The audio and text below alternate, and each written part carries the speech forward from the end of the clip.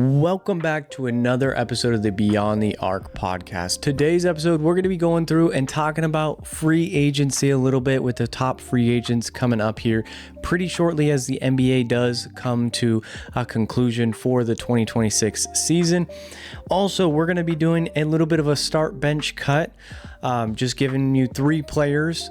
I'll be giving my opinion on who I'd start, who I'd bench, who I'd cut. It's pretty self-explanatory. So if you do enjoy any of this content, do me a huge favor, smash the like button, subscribe to the YouTube channel, comment down below on your favorite off-season free agency move that you are predicting to happen. So without further ado, let's get right on into this. Starting off, let's talk about LeBron. So LeBron, obviously, he is somebody who's going to be an unrestricted free agent. He's somebody that can move wherever he wants to go if he wants to go somewhere. What I expect out of him, I assume that he's going to stay a Laker. I think it would be intriguing if he takes his talents elsewhere, goes back to Cleveland, maybe goes to Golden State to play with Curry. But that is just the fan in me, as far as like that's also the sports enthusiast in me of like him going back to Cleveland, and they couldn't do it this year. They bring back LeBron on his last season on a 1-year deal, and then they take it over the top and they win the chip, right? That would be a phenomenal finish to his career. A way to go out would be fantastic. I think that makes a lot of sense for him. I think he would fit well with that Cavs roster. You know, let's say they probably need to make a move. Of course, they're already probably going to make a move in either moving Evan Mobley, Jared Allen, a combination of the two, maybe even James Harden in the mix, something like that. But as of right now, I do think that a trio of Donovan Mitchell, LeBron, and either Evan Mobley or a Jared Allen could make a lot of sense. I have always brought up the idea that maybe Donovan Mitchell's not a number one option on a championship contention team. You look back at the previous years with Cleveland, they've had this demon four-headed monster, and they've never been able to get it done. Then you look prior to that, his time with Utah, they had a decent squad, number one seed in the West at one point in time, and they couldn't get it done again. So makes you just think, is he in the number one option? But if you put him alongside a guy like LeBron, who at this point in his career isn't necessarily the number one option, but with a fully healthy Lakers roster, but is just a mastermind of the game and can also help a young Evan Mobley who seems like he needs a little bit of veteran leadership to help him through those tough games, through those tough series. LeBron could be that guy because he's been there, done that.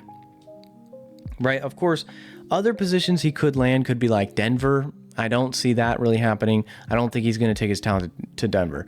I think it's going to be one of three spots: Cleveland, or he returns back to LA, or of course he plays with Curry.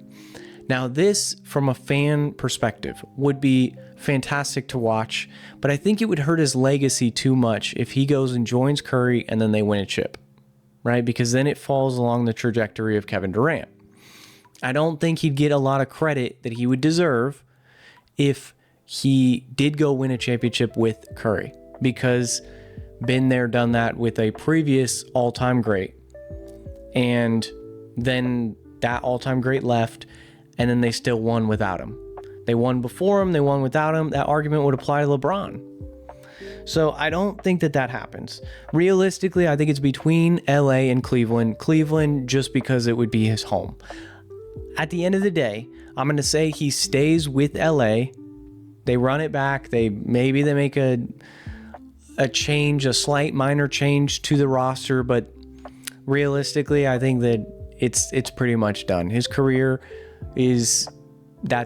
that's all she wrote for the Lakers. I think they got the one championship and they're happy with it, and that's all there is. They're going to focus on the future. They'll probably give him that 1-year contract just so he can finish it out, and then boom, then they can focus on the future. Another huge free agency move for potential is Norman Powell. Norman Powell is somebody that had a pretty good season. he honestly like is a solid, I think he's just on a roster that isn't great. Tyler Hero, Norman Powell, and Bam Adebayo as your top 3 players isn't enough to make much noise in the NBA, right? Like, yeah, you can win some regular season games, sure, but are we trying to win a championship? Norman Powell, I'd like to see him go to a team like Detroit, where they need shot creation. Detroit, you're probably going to hear me bring them up a lot because they need shot creation. But I would say, of course, his best fit probably Miami because he can kind of be, a number 2 option there.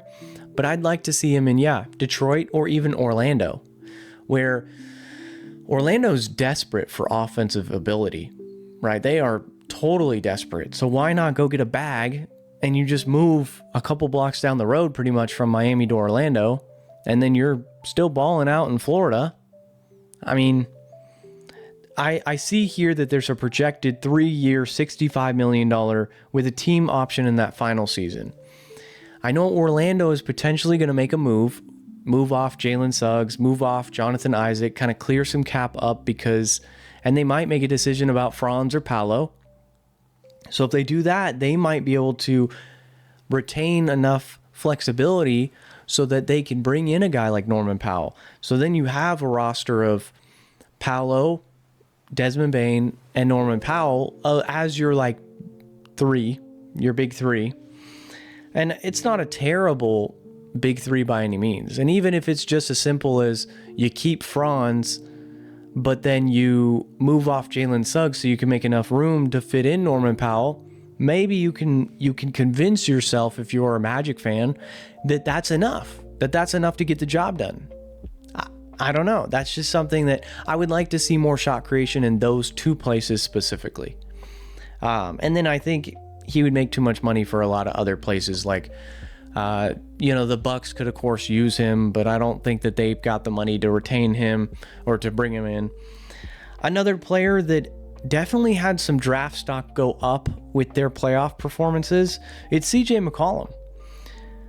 Of course, I like him in Atlanta. I think that he fits very well. He can mentor a lot of those young guys, but I'd like to see, again, I'm going to bring up Detroit. I'd like to see Detroit get a secondary shot creator, and I think CJ McCollum is a great fit, just as the similar mold to Norman Powell, where they don't necessarily need the ball in their hands, but if given the ball, they can do something with it. Because right now, that's the issue, is in Detroit, no one there outside of Cade can actually create their own shot. CJ McCollum has made a career out of it, being the number 2 to a number 1, right? So you put him alongside Cade Cunningham. He's used to playing alongside somebody that's super ball dominant in Damian Lillard. And you can see what he does when Dame goes on the bench, or he's on a totally new team and able to kind of run things. I mean, he averaged 16 points in 41 games with Atlanta. Like, he was doing his thing. And for the playoffs, like, they stole game 1 against the Knicks. So yeah, like, it wasn't a fantastic playoff series. I'm just saying, like, in general, CJ McCollum can be a solid number 2 option for a team like Detroit that focuses so heavily on that defensive side of the ball. They just need more shot creation. You bring in a guy like a CJ McCollum who can create his own shot, you might be in the mix for something. All right. Next up, Coby White. Coby White, of course, is going to be a player that he's going to get a decent bag, right? A 3-year, $50 million, right around that ballpark is probably what we're looking at. Of course, I like the idea of him in Charlotte. I think they just needed more time with him. He had a little bit of an injury history there, so I think he could just use a little more time in Charlotte. I think that's his best fit. Also, I think Minnesota's on that list. I think you can, even though he's kind of a combo guard, he's a bit of a 1-2. That's kind of what Minnesota's got going on right now, is a bit of those 1-2 Ayo Dosunmu-esque, right, is what they're looking for. And this is obviously if Ayo decides to bounce and he goes elsewhere. Or if they're like, Ayo's cool, but we think we can upgrade Coby White. He fits better. But I'm going to get into some potential Minnesota talk here in just a minute. I just want to throw the idea of him in Charlotte, him in Minnesota, and then of course, you could throw Detroit there as well. I don't love the fit of him in Detroit because that 3-point ball isn't like, yeah, he shot 39% from 3, but I don't think that he's like a scary 3-point shooter. I would rather have a CJ McCollum next to a Cade Cunningham than a Coby White, in my personal opinion, because of the shot creation, and he's a little more solidified as a 2. Coby White is kind of this in-between player. So I would see CJ McCollum being a better fit if I'm Detroit. I'm going after a free agent. I think it's... But of course, Detroit is going to get in this conversation here in a minute as well. There's a specific player out there that I think the trade value could increase for, because there might be a bit of a bidding war for this guy. And we'll get there right now, actually. So Ayo Dosunmu is a player that he is somebody that his trade value went up, right? Now, of course, he's a free agent. So you think teams like Minnesota, Detroit, the Clippers, the Lakers, Miami, like teams that need playmakers. I think the Magic are included in this. It's just money, kind of makes things a little funky there. But what I'll say is the Timberwolves are in an interesting position because I think that they could be in the market to trade for a point guard. And that point guard being Kyrie Irving. Kyrie Irving, like, does Dallas really want to bring in Kyrie right now at this moment? They traded away Anthony Davis. They might, move off of Daniel Gafford. They are in this rebuild phase. They're going to have, a top 15 pick, I believe, in this year's draft. I'm pretty sure they're like 9 or something like that. So, and of course you have Cooper Flag. So is the mold to win now and have Kyrie Irving, or you trade him? His trade value might be at an all-time high. All-time high for the last few years is what I should say. Because, of course, his time in Cleveland would have been the all-time high. But of the last few years, even for a guy who had a big injury like this, you might be looking at somebody trading at least 1 to 2 first-round picks for Kyrie Irving. I'm seeing these mock trades to shake up the NBA, and a lot of them have multiple first-round picks going back to Dallas. So if I'm Dallas, I'm doing that in a heartbeat because I'm already in a rebuild, because we have our guy, Cooper Flag, so now let's just build around him. And we can regain some lost assets from the Luka Doncic fumble, and that would relieve the need to bring in Ayo. I think Kyrie Irving would do a lot more for the roster for Anthony Edwards than Ayo. No disrespect to Ayo. I think he's a fantastic player. He's just not the level of Kyrie Irving. But like I said, I think there might be a bidding war there for Kyrie where his trade value could go up because Detroit is a roster. I think that they need to go get a shot creator, no matter how they do it. Whether it's Kyrie Irving, whether it's CJ McCollum, whether it's, somebody of that, a Norman Powell. Those 3, I think, are huge targets for Detroit. And Kyrie, although I think that he would fit the least out of those 3 I just mentioned in CJ and Norman Powell, I think that, of course, he has a lot of value on Detroit because it can take pressure off of Cade Cunningham. Now, do I think that the fit of Cade Cunningham and Kyrie would work super well? I think that they would manage. I think that they would figure some things out. Kyrie's a decent 3-point shooter, so even playing a little off ball might help. I don't love the fit there, but I could see Detroit convincing themselves saying, hey, we got to make a move, right? We got to make something happen. So let's go get in this war. Let's go see what's up with Kyrie, see his value, and then we'll fall back on a possible Norman Powell, CJ McCollum, Ayo Dosunmu, something like that. Coby White even. Those will be plan B, C, D, E. But plan A might be Kyrie Irving, just seeing what his value is. Because if you can kind of get him on the cheap, right, and you could talk to Dallas and say, hey, look, Kyrie, he's older, he's coming off an injury. We'll give you, like Ron Holland and, Duncan Robinson and some seconds, and they bite on that. Shoot, we'll win. You'll figure out the fit later.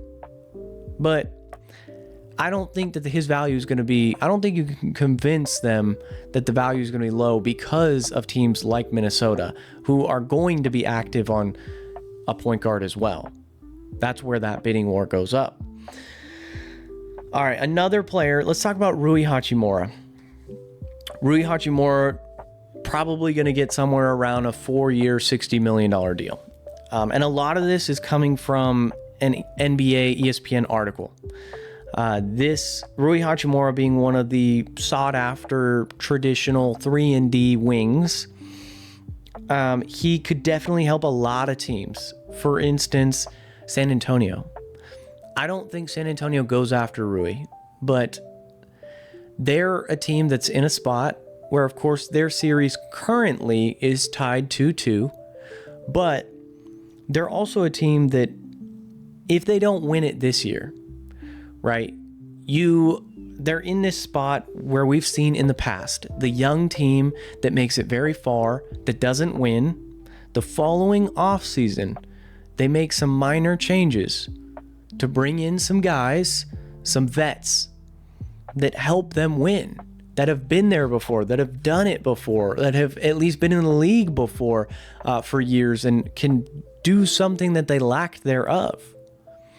So, and in this particular case, it's just leadership and 3-and-D ability, right? Because I think that San Antonio, although they're this fantastic young roster, similar to OKC, and I'll get to them in just a second, and Boston, where they eventually lost, and then in the offseason, they went and got players like Isaiah Hartenstein, right? They went and got players like Derek White, and they made the tough decision in saying, we've got to trade one of those guys that doesn't necessarily fit the core, kind of conflicts. This offseason will probably be Lou Dort, maybe J-Dub. Over with Boston, it was Marcus Smart, Robert Williams. They made those moves in order to win a championship. And when you're a roster like that, it takes a tough GM to win championships because you got to make tough decisions.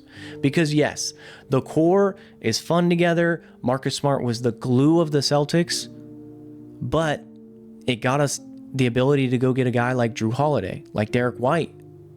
And that brought in the ability to win a championship because they could just do a little more than what Marcus Smart was able to provide. OKC needed a little toughness, needed some veteran leadership. They went and got Isaiah Hartenstein, some grit and grind, and they win a championship. It makes a lot of sense. So San Antonio's in that mold where they're pre-winning the championship, and this is, of course, they're in a 2-2 series. They can totally win this series.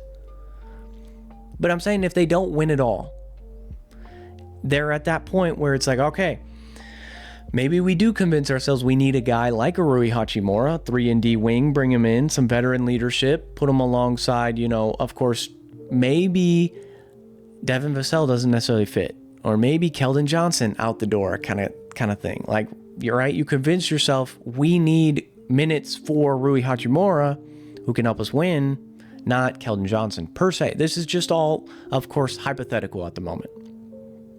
But yeah, I think, of course, him returning to LA makes a lot of sense. Him going to San Antonio makes a lot of sense. I do, similar to San Antonio, Charlotte is in a similar boat, just a little bit before that, before the Spurs. So it's like Charlotte, Spurs, Thunder in this timeline where young, exciting team doesn't win a lot of games. Okay, now they're starting to cook. They don't necessarily get over the hump. Okay, now they've done what they need to do. They've gotten over the hump. Charlotte's also another team that maybe they're like, all right, let's start to win games. So let's get some vets on this roster. But I've got another direction for Charlotte. In just in a few minutes, I'm sure the player will come up. Next player up is Tobias Harris. Tobias Harris did prove, that free agency value went up a little bit, might get a decent bag this offseason. I do like his fit in Detroit. I just think they need another shot creator. And if I'm Detroit, I think you can live without having Tobias Harris on the roster. Although I would love for him to stay. Same thing with like the Marcus Smart-esque move. Yes, he does kind of fit Detroit, but maybe you need to make that move in order to get better. Move off of Tobias Harris in order to get better. So him going to a Clippers or a Lakers or, I don't know, a Nuggets, for example, might be a better option for y'all so that you can focus on that shot creator. That's all I'm saying. Because maybe you can bring in somebody cheaper like a Kelly Oubre who can do pretty much everything that Tobias Harris can do, but on a cheaper deal if you can snag him on that cheaper deal. That's what I'm saying here. So Kelly Oubre is actually next up on this list. Kelly Oubre is somebody that I think he's got a lot of attraction for deep playoff contention teams. So I could see, of course, the Knicks aren't going to make this move, but like I could see a Knicks going after him, his archetype. Now, of course, they already have their Mikal Bridges, their OG. They're not doing that, right? A Boston archetype. Boston already has JT, JB, Derek White. They're not going after him, right? So that brings up teams that are in that championship contention, like deep playoff run, but not necessarily there yet. So that, of course, brings up the Lakers, right? That, of course, brings up the Timberwolves. I think could use him. I think they could use his three-point shooting per se, especially with DiVincenzo needing to rehab with his injury and everything like that. And then, you might want to, Milwaukee might get involved in that somehow. Milwaukee's just in its own bubble right now. They're in no man's land, I believe. But next up, we have Robert Williams. Robert Williams is an interesting free agent because, of course, one team that actually needs a center in the NBA is Boston. Boston potentially, I like Neemias Queta. Nikola Vucevic brought in a little bit of, decent backup minutes for the center position. But ultimately, that's not a fulfilled position for the Celtics, right? It's not the Al Horford. Neemias Queta is not Al Horford where he's going to be there multiple years. He's probably not going to be there 6 years in a row, But Robert Williams, of course, former Celtic, I don't see him as going back to Boston. I think that he is better off in a younger situation, i.e. him staying with Portland. I think Charlotte is actually a pretty solid spot for him. Atlanta as well, because Atlanta seems like they could be a solid spot as well for him. Just a team that's kind of young and gun. Of course, my concern with him going to Charlotte is, of course, injuries with Brandon Miller, LaMelo Ball, and then you throw Robert Williams on top of that. I don't love that, but that's always an option. I do like that idea of I think that's one thing Charlotte's just been missing is that center. And you go and get that guy, but I don't think Robert Williams, if he's your go-get guy, I don't think that's plan A. I think that's, all the other centers are off the market. Mitchell Robinson, another interesting center. Of course, Boston being one of those fits. Mitchell Robinson does scream New York basketball. I will say that. I think that he does fit the epitome of New York basketball. And if he leaves and goes to the Celtics, I think he will be a hated Knick. Like, fans will absolutely hate him for leaving because he went to Boston. I think if he went anywhere else, Atlanta, the Clippers, Charlotte, somewhere else, cool. But Boston, no. And I don't think Boston really loves the injury history as well as he's a good rebounder. But he did average the second most offensive rebounds during the regular season, despite playing under 20 minutes per game. He does kind of scream like the Celtics are going to go for him because Vucevic is probably going to walk. We're probably going to let him go. And we're okay with that because I think we can fill him with a role like a Mitchell Robinson. So I would love to see him in Boston. His injury history does concern me, but of course we have Queta still there. Quentin Grimes. Quentin Grimes is probably going to get a lot of attention. And I would like to see him in a bigger role like Brooklyn. just to see kind of what he really is. Like, what is the full potential of Quentin Grimes? Because he's still a relatively young player. I think Chicago makes a lot of sense for him. I think Memphis makes a lot of sense. Utah, no, not Utah. But yeah, Memphis, Chicago, Brooklyn, I think would be the top 3 spots. And then, of course, him staying with the Philadelphia 76ers as well, as they could potentially move off Paul George if a suitor comes into play for Paul George. So if that happens, then Q Grimes might be a number 3 option on that team. But Philly, they got some stuff to work out before they can. I think you got to look more at Embiid before you move off of Paul George, honestly. And I can talk about that in another video, but let's talk some player options. Austin Reeves. My opinion on Austin Reeves is I think he's a great NBA player, but as far as, like, of course, Luka is most likely your future if you're the Lakers, of course. So in that sense, can you convince yourself that Luka and Austin Reeves is the backcourt of the future? Both defensive liabilities, both going to get absolutely headhunted in the playoffs, right? Remember, you're going to have to go through a gauntlet of Devin Booker in, it might be Devin Booker in one series, and then the next series, Shea, and then the next series, De'Aaron Fox, the next series, that's only the West. Jamal Murray. In the East, Donovan Mitchell, Jaylen Brown, Jason Tatum, Jalen Brunson, Trae Young. Like, whoever comes out of the East is going to meet you. So I don't think that duo is a championship contention duo. I think it's something that it's cool. It was kind of a mix of like, hey, we would be stupid not to take this Luka trade, but we're not necessarily off the LeBron train. So they're trying to merge these two, and a lot of those pieces just aren't going to fit because of Luka's play style and Austin Reeves' play style. So of course you got to make your decision of, hey, are we going to give Austin Reeves a potential $150 million and eat at that cap that we're not going to be able to replace the Rui Hachimuras because we gave him this contract? We're not going to be able to replace, we might need to trade Jared Vanderbilt, but we already are a defensive liability, but we just need talent on the roster. Right? There's a lot of question marks into giving Austin Reeves all this money, especially on a potential 1-year plan with LeBron. So in my opinion, I don't give him the money. Or I give him the money in some sign and trade deal, or I'm trading him away for more assets. So I'm saying, hey, who wants Austin Reeves? Hey, Brooklyn, let's give us, I don't know, Michael Porter Jr. and Nicholas and Claxton.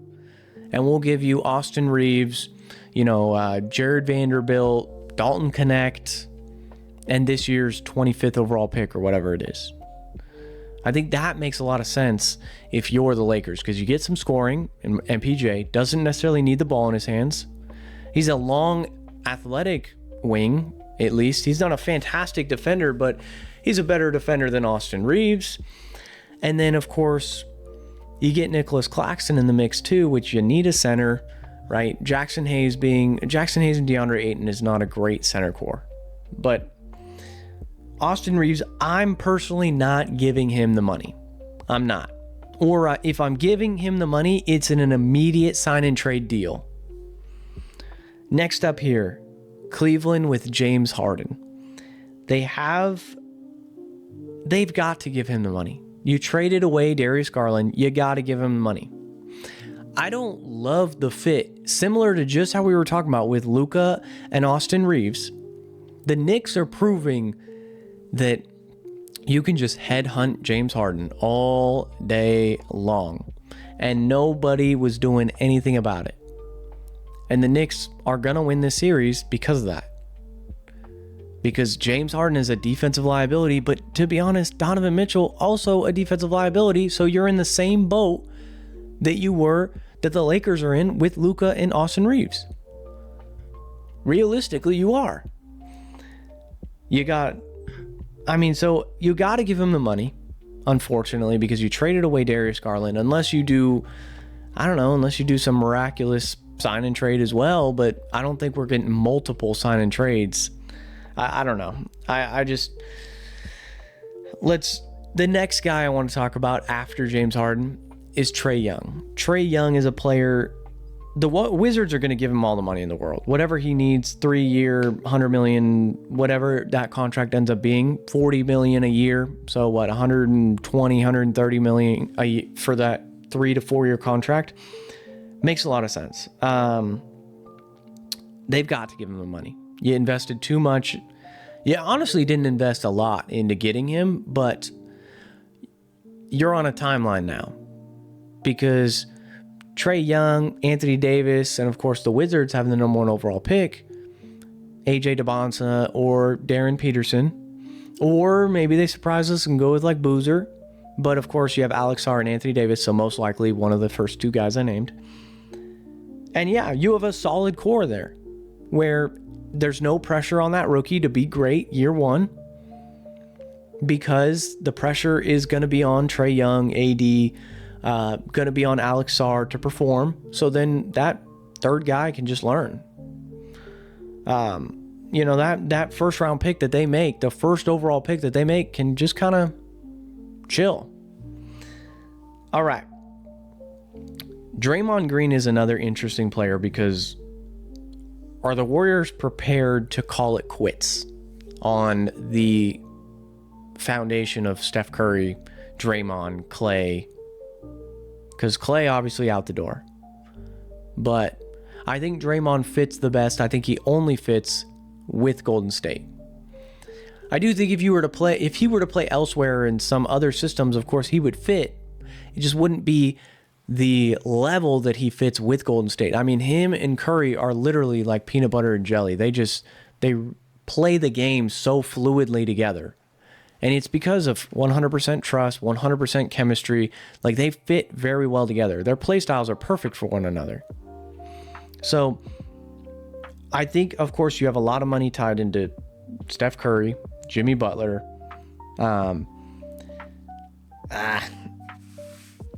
I mean, if they were to go get another superstar, Draymond would be out the door. So maybe you do give him that money. It's just tough. Like, I want him to, I think he'll finish his career with Golden State. I really do. Thinking it out loud and everything. There's no shot. But last player I wanted to talk about before we jump into the start bench cut is Jalen Duren. Jalen didn't have a great playoff series, of course. He didn't play well in the playoffs at all, but he's going to get a decent amount of money, of course. He made an all-NBA team. He's going to get a decent bag. And if it's not from Detroit, it'll be from somebody. I think that he fits. I like him in Detroit.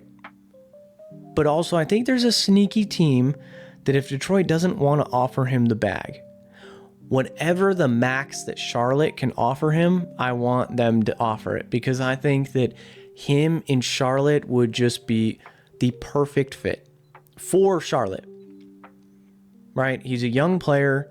He could just rock it out with LaMelo, Brandon Miller. I mean, the Hornets have literally just lacked a center. It's clear as day that they have just lacked a center and needed a center. So you go get Jalen Duren. Now, of course, any offer can just be matched by Detroit, and I assume that they would match anything. But, I mean, if you're Charlotte, you gotta throw anything at the wall and hopefully it sticks. That's what I will say. I understand people are like, oh, like him to the Lakers, or, him to Boston or something like that. He's not going to Boston. We can't afford him. The Lakers, I don't love the fit over there. But him with Charlotte, I think, makes a lot of sense, because he doesn't space the floor well. But LaMelo, Con Knipple, Brandon Miller, they all do. So you let him rock out, get the rebounds, kick out, bang, LaMelo Ball, 3, bang, Con Knipple, 3, bang, Brandon Miller, yam or 3, right? That's what I like to see. But I want to get into, as slightly transitioning, I want to get into a little bit of a start bench cut. So I'm just going to give 3 players. I've got a list of a bunch here. We're going to go through a handful of these and just say, hey, start bench cut, pick one, start one, cut one. Exactly. Y'all know how it works. So, and this is, I need to make this clear. All players at their peak, at their prime. So I might hurt some feelings here because some people are going to get butthurt that an older player who had a better prime than one of these younger guys, the young guy might get cut for that very reason. Let's just start here. Let's start with, where do I want to start here? Let's start with start bench cut, Curry, Lillard, Kyrie. Now this is a bummer because already, right, I think immediately you start Steph Curry because in my opinion, he's the greatest point guard to ever play basketball. So immediate start. So then you're debating between Kyrie Irving and Damian Lillard. One of the all-time great playoff rises against another all-time great playoff riser. So in their prime, at their peak, I think I've got to bench Kyrie Irving and cut Damian Lillard. And let me explain why. Kyrie, in my opinion, if I had literally a one shot to entrust in any single player to get a bucket, to literally just go get a bucket, in the entire world, I'm picking Kyrie Irving for what he's able to do to manipulate the basket, to manipulate the basketball to get into the basket. Right? Kyrie has the greatest handles of all time. But not only do I believe he has the greatest handles of all time, I also think he's got the best finishing of all time, of any player to ever play basketball. So I'll take that over. Yes, Damian Lillard is a fantastic player. He's honestly one of my favorites. He's on a list, but I would just put Kyrie a little bit above that. Kyrie just has fantastic handles, crazy finishes, and overall, I think that his game, it's tough because it's like you can't go wrong here. You can't go wrong anyway, and I know I might get flamed in the comments, but of course, I think you need to cut Damian Lillard. I mean, even accolades. Kyrie's just got better accolades as well. He's got the chip. Yeah, Damian Lillard didn't play with LeBron, but Lillard did try it with Giannis. Didn't work. Kyrie, there's been some movement there with like the Nets situation failed. Boston situation didn't go great. Dallas didn't really go great. But of course, there's injuries there and all that. But of course, Lillard, same thing. There's injuries there, whole 9 yards. So there's just a lot of like question marks. It's clear as day. I think we all start Steph Curry. But the other question is, do you bench Kyrie or do you bench Damian Lillard? And I have to bench Kyrie because, damn, he is a baller. So next up, after this, Derek White, Drew Holiday, Alex Caruso. Start bench cut. I put this on this episode because I was just listening to a podcast, the Numbers on the Board podcast. They had talked about Alex Caruso being one of the most impactful off the bench players of all time, right? Somebody that they had mentioned was going to get lost in history. So I wanted to find some 3 that would work in a start bench cut. So that's where you have Derek White, Drew Holiday, Alex Caruso.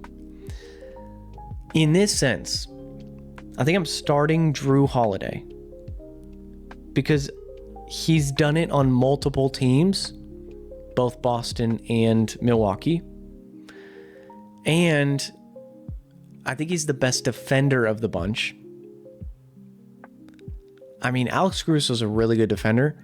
Alex Caruso, I will say, he is somebody that thrives coming off the bench and just being a spark plug. He also thrives as like the underdog. Like when people just like kind of, when he has his back against the wall, I think he thrives. Derek White, of course, this season especially, this playoff series especially, he definitely had a down 3-point shooting percentage. And this isn't even recency bias. I think I would just take both of the other guys over Derek White. So I think that I would just go, no, I wouldn't. I can't say that. So I think I would go Jrue Holiday, start. Bench, Derek White, cut Alex Caruso of the three.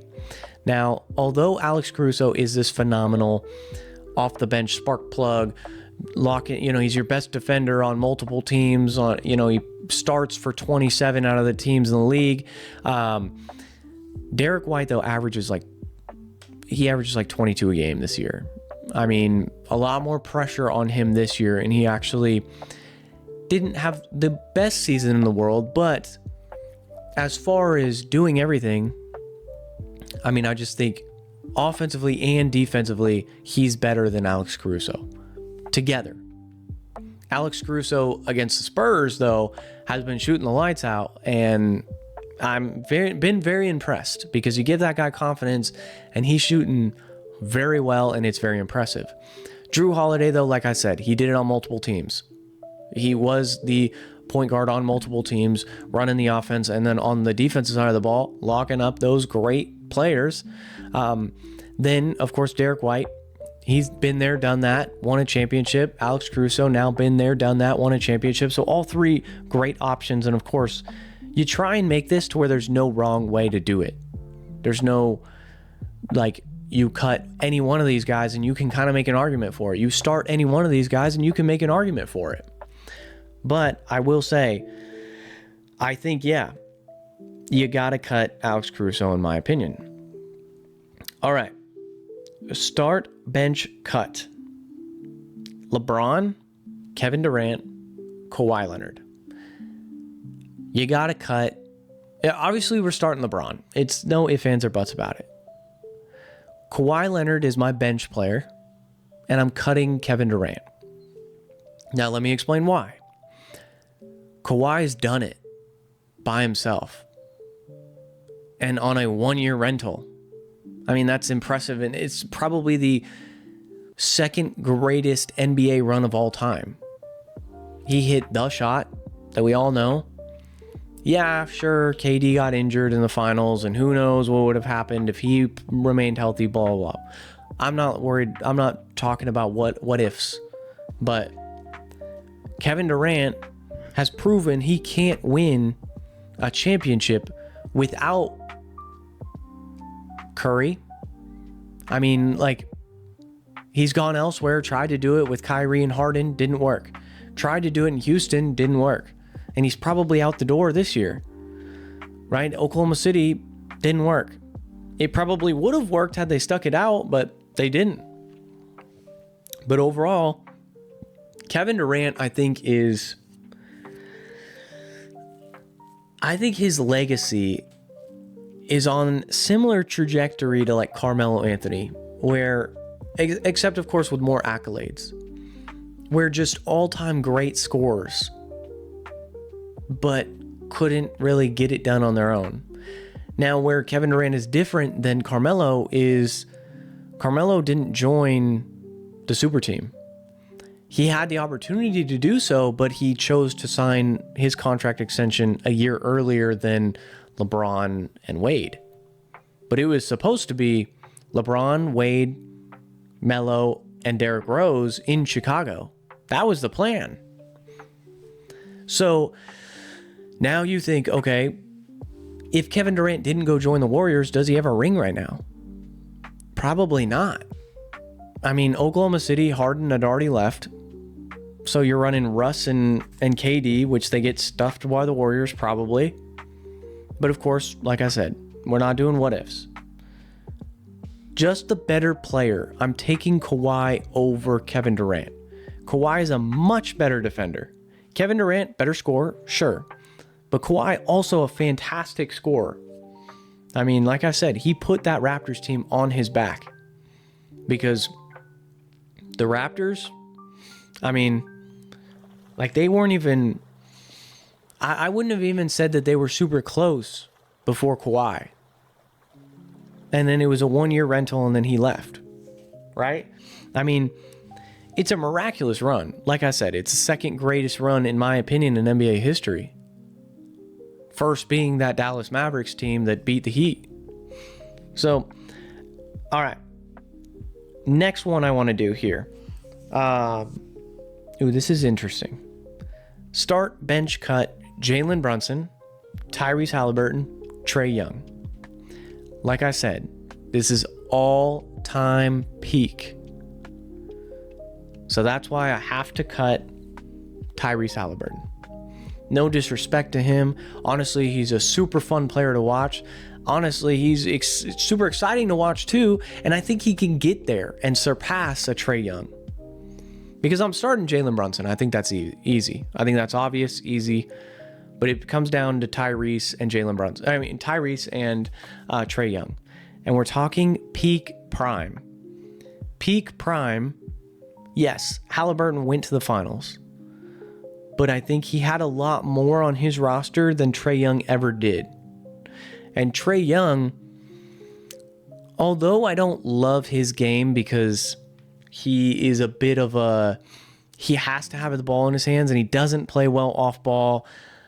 I do think that overall, if I'm grabbing both peaks, I'm just taking Trae Young. Better three-point shooter. Better... I mean, they're both really good playmakers. You might give the edge for playmaker to Tyrese Halliburton, but I mean, they're both mediocre defenders. Overall, I would just say Trae Young and his peak and the energy that he draws and the attention he draws as well is greater than what Tyrese Halliburton would draw. So you think if you swap the positions where if Trae Young was on that Pacers team at his peak and Halliburton is on that Hawks team at his peak, would they be in the same spot?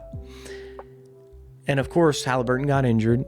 I understand that in Game 7, so who knows what that would look like. But overall, though, you gotta say that Trae Young... I mean, I don't know, because like Halliburton's a system in itself, and he's a fantastic player. Like I said, we're talking about 1A, 1B kind of situation. Jalen Brunson's the clear start. I mean, he's the best player of the three. He is very smart with manipulating the rules. He's very smart getting to his spots, getting baskets. And like I said, very smart at headhunting where he needs to headhunt. Going at players that he knows he needs to go after. Trae Young, off ball, doesn't really take advantage of much.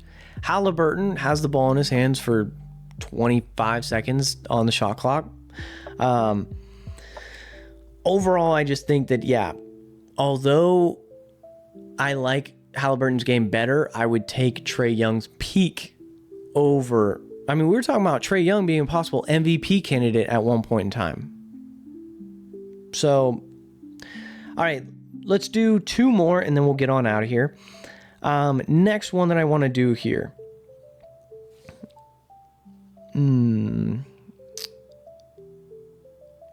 Let's see here. So next one that I think I'm going to do is, let's go ahead and do Anthony Edwards, Devin Booker, Donovan Mitchell.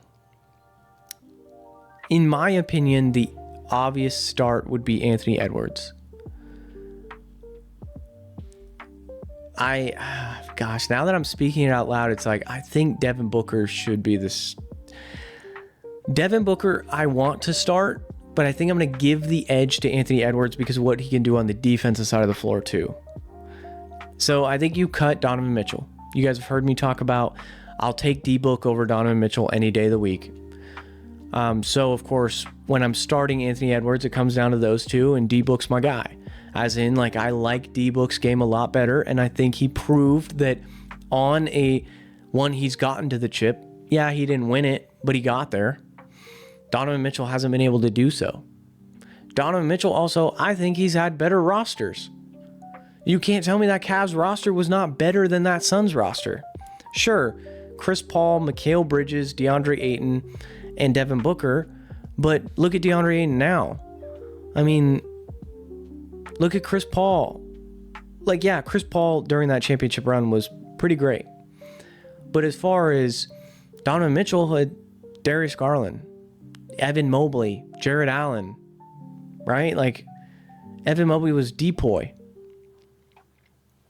And then off the bench had like Max Strus and Sam Merrill, great shooters. And now he's got Dennis Schroeder and James Harden, and he's got, Keon Ellis is there. There's a lot of mouths there and Donovan Mitchell just choking in the playoffs. And I'm sorry, at some point, you can't keep saying year after year after year that the organization is not putting enough around him, because it's multiple organizations that did make moves. Like, you can't say that. It just seems like he's taken too many shots. Like, I think Donovan Mitchell is a fantastic player, don't get me wrong. I'm just saying that, like, at some point, maybe he needs to adjust his game to help out the others. What I will say, though, is in this series, specifically the Knicks series, I will say that he has started to hand the keys over to James Harden. I did have a feeling of that this exact series. So I want to give credit where it's due. Donovan Mitchell, maybe this is it. Maybe this is the wake-up call. He's like, oh, shoot, we're about to lose to the Knicks. Maybe we need to do a little bit of recalibration in the offseason, and I need to change myself as well. So it's interesting to think about. All right, let's do one more, and then we get on out of here. At their prime, peak prime, Alperen Sengun, Sabonis, Adebayo. The easy start here at their prime has to be Sabonis. A guy that's an automatic double-double on easy double-double.